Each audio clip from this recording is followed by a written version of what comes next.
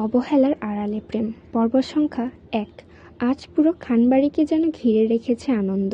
একের পর এক খুশির খবর এসে চলেছে। আর ২ দিন পর খানবাড়ির ছোট মেয়ে মায়েশা খানের বিয়ে। তাই খানবাড়ির ৩ কর্তা ও কর্ত্রীরা খুশিতে গদগদ। খানবাড়ির বড় কর্তা মোশাররফ খান ও তার স্ত্রী রাজিয়া খান, তার একমাত্র ছেলে রওশন খান।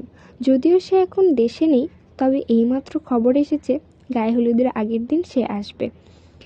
খানবাড়ির মেজ কর্তা নাহিদ খান ও তার স্ত্রী মালিহা খান এর ২ কন্যা, বড় কন্যা মেহরিম খান মিম ও ছোট কন্যা মায়েশা খান মাসা। সামনে তার ছোট মেয়ের বিয়ে। সবশেষে খানবাড়ির ছোট কর্তা রিয়াজ খান ও তার স্ত্রী নাজমা খান, তাদের ২ ছেলে, বড় ছেলে রাদিফ খান ও ছোট ছেলে শিহাব খান। এত খুশির মাঝেও মুখ গোমড়া করে বসে রয়েছে মালিহা খান। তার ছোট মেয়ের বিয়ে, আর বড় মেয়ে তো বাড়িতে নেই। বিয়েতে আসবে কিনা তাও জানা নেই। মেহরিম খান বাড়িতে থাকে না, থাইল্যান্ডে থাকে, সেখানেই পড়াশোনা করে। সে এখন ভার্সিটিতে। একই সাথে তার নিজস্ব একটি কোম্পানিও রয়েছে, তবে সেটি গোপন, কেউই জানে না পরিবারের। মায়ের মন খারাপ দেখে মায়েশা মায়ের কাছে যায়, পাশে বসে মায়ের মাথায় হাত বুলিয়ে দেয়। সাথে সাথে মালিহা খান হু হু করে কেঁদে ওঠে। তার কান্নার কারণে বাড়ির সবাই থমকে যায়। রাজিয়া খান ও নাজমা খান রান্নাঘর থেকে এক প্রকার ছুটে গিয়ে বসে মালিহা খানের পাশে, সান্ত্বনা দিতে থাকে। মায়েশাও কেঁদে ওঠে, কাঁদতে কাঁদতে বলে ওঠে, আজ আমার জীবনের গুরুত্বপূর্ণ এক দিনে আমার আপুই থাকবে না? আপুইকে কল দিয়ে বলো না আসতে আমার জন্য। আমি জানি আমার কথা বললে আপুই ঠিকই আসবে। বাড়ির সবাই মায়েশার কথায় সায় দেয়। পরবর্তী পর্ব পেতে সাবস্ক্রাইব করে রাখুন। একটু পর মালিহা খান নিজেকে সামলে বলে, ২ সপ্তাহ ধরে কথা হয়নি আপা রিমের সাথে। কল দিলে কল যায় না, গেলেও ধরে না। কি করব বলো? মালিহা খানের কথা শুনে সবার মুখে চিন্তার ছাপ ফুটে ওঠে। কারণ রিম তো এরকম মেয়ে না যে ফোন দিলে ফোন ধরবে না। মায়েশা বা রওশন হলে তাও মানা যেত। সাথে সাথে বাড়িতে দৌড়ে প্রবেশ করে রাদিফ, চিৎকার করে বলতে থাকে, রওশন ভাইয়া এসেছে, রওশন ভাইয়া। সাথে সাথে বাড়ির সবাই বাইরে যেতেই যাবে এমন সময় দেখতে পায় বাড়িতে প্রবেশ করে এক ২৯ বছর বয়সী এক যুবক। গায়ের রং সাদা ধবধবে ফর্সা, গাঢ় কালো রঙের চোখের মণি, চওড়া পিঠ ও বুক, চুলে এক সুন্দর স্টাইলিশ কাট, গালে রয়েছে হালকা হালকা দাড়ি, হাতে ব্র্যান্ডের ওয়াচ ও 2টা বড় বড় লাগেজ। সাথে সাথে সবাই মুখে আনন্দের ছাপ ফুটে উঠল। যে ছেলে ২০ বছর বয়সে দেশ ছেড়েছিল রিমের সাথে বিয়ে হবে এই কথা শুনে, সেই ছেলে ৯ বছর পর এলো বাড়িতে। রওশন মালয়েশিয়া থাকে, তার কোম্পানি আছে সেখানে, RK গ্রুপ অফ ইন্ডাস্ট্রি। বাড়ির ছেলে এতদিন পর বাড়ি ফিরে আসায় যেন সবার দুঃখ ভুলে এক আনন্দের রাজ্যে পা দিয়েছে। রওশন সবার সাথে টুকটাক কথা বলে চলে যায় নিজের রুমে ফ্রেশ হতে।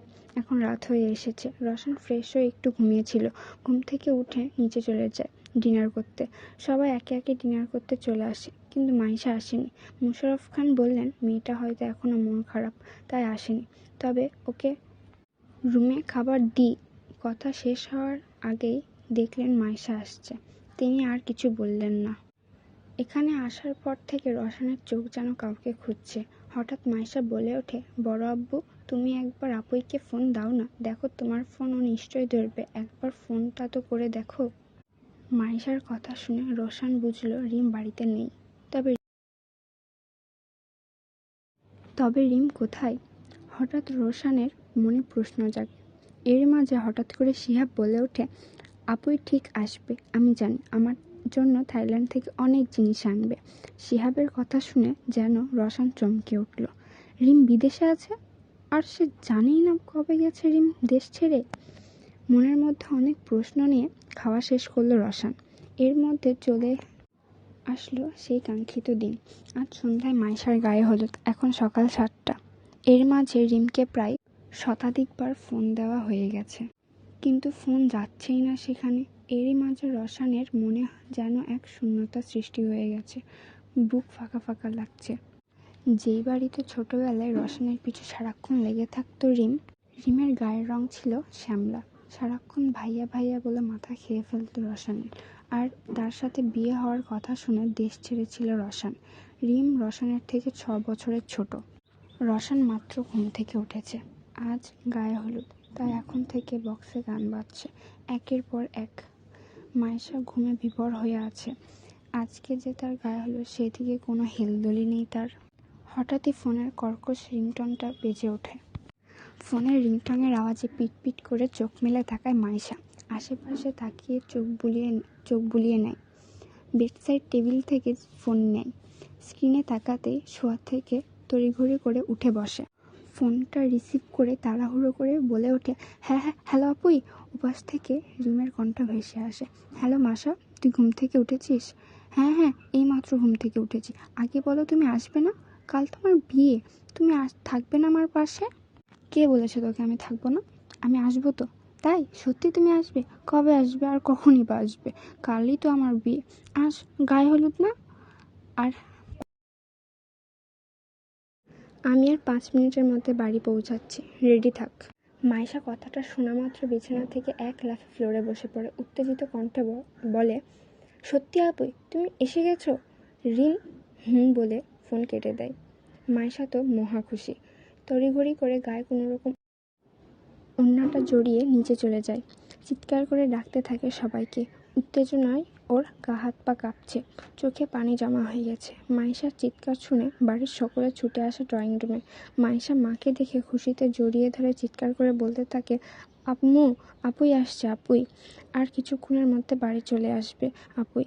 আমার সাথে এইমাত্র কথা হলো। মাইশার কথা শুনে বিস্ময় নয়নে সবাই চেয়ে আছে মাইশার পানে। রসান এতক্ষণ সিঁড়ির কাছে দাঁড়িয়ে সব শুনছে। সেও মাইশার চিৎকার শুনে আসছিল। হঠাৎই বাড়ির বাইরে গাড়ির আওয়াজ হয়। রসানের ঘোর কেটে যায়। সে রিম আসার কথা শুনে থমকে গিয়েছিল। সবাই মেন গেটের কাছে যায়। তখনই কালো মার্সিডিজ গাড়ি থেকে নেমে আসে বাড়ির বড় মেয়ে মেহেরিম খান রিম।